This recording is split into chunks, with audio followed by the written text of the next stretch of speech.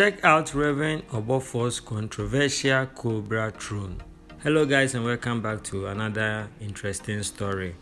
Please guys, if you are new here, kindly subscribe and hit the bell icon for new videos. Thank you. Now let's quickly jump into the story.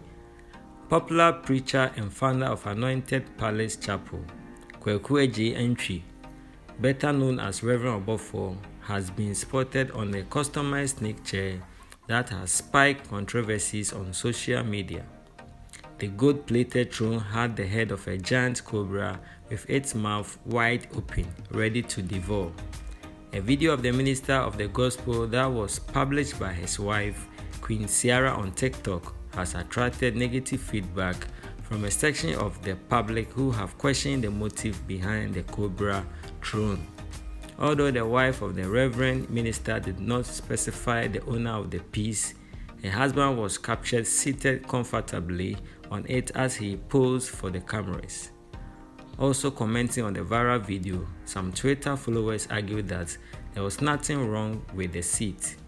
A handler at Obed Clinton 6 mentioned that the cobra signified the strength of Reverend Obofour and urged critics to stop reading meanings into it.